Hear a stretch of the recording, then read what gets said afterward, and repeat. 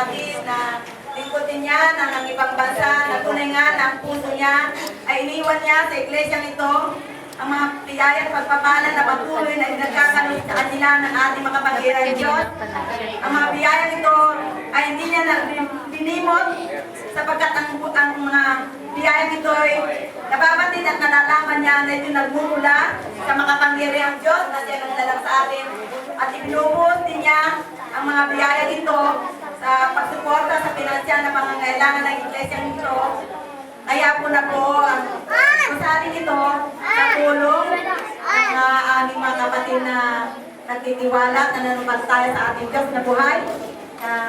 Tunay nga na sa kanilang buhay ay hindi po ng Panginoon Diyos na sila bilang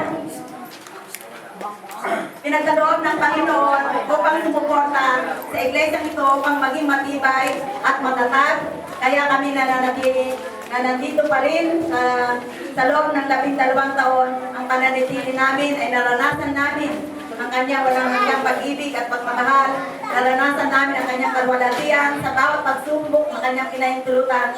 Tunay na naging matatag kami sa buhay ng aming kapatid na ng mag-asawang lingkod niya na sila Pastor Johnny at si Sarlita, na tunay na lubos na hindi po ng Panginoon Diyos ang kanilang mga buhay, ang kanilang mga puso upang patuloy na sumuporta sa iglesia ito. Ay walang mumpay namin pinasasalamatan ang kanilang mga buhay na tunay nga na ang Diyos ang siyang nagkakalob ito sa kanilang buhay na ang pagpapalat biyaya ay patuloy na ibinubuhos sa kanila at hindi patuloy din naman nila ibinubuhos din ang pagpapala at biyaya ng ating Panginoong Diyos na nagmula sa Kanya.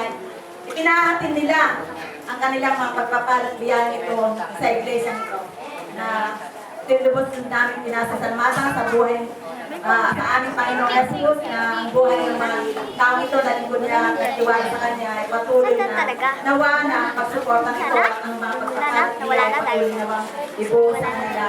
At nawa ang aming dalangin ay katurunan ng aming pananatili sa isang lugar. Tunay nga na nakarating kami sa sentro kami nagmula ng Lambawi. Natungo kami ng Meralco Village. Natungo kami ng Cabresa. Tunay nga na sa pang-apat na lugar. Nawa, doopin ng Panginoong Diyos na dito kami habang buhay mananatili. Kasama-sama pagsusuri.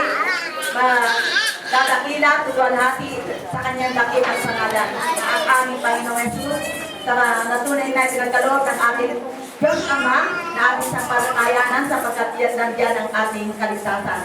Basta tayo sapat at sumunod sa kanyang mga salita, sapagkat ang kanyang salita, ang siyang iniwan niyang nakapangyarihan niya na siyang magtutuwid sa landas ng kabanalan sa ating buhay, sapagkat ang nais ng ating Panginoong Diyos Ama, tayo maging banal upang sa ganoon, kung saan siya naroon, ay doon din po tayo doon. Maraming salamat nga po sa anharing ito, sa gahapong ito, na lubos niya, pinakita naman ang kanyang kapangyarihan na hinawakan niya ang sitwasyon ng panahon na tunay na kinalman niya ang klima na to upang sa ganun walang maging hadlang sa ating pagpupurit, pasasalamat na walang humpay sa Kanya.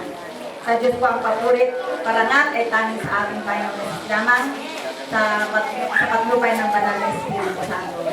Ito lamang po ang aking maisasaad sa kung paano natatag ang iglesia nito. Maraming salamat po sa inyo. Ano yung start?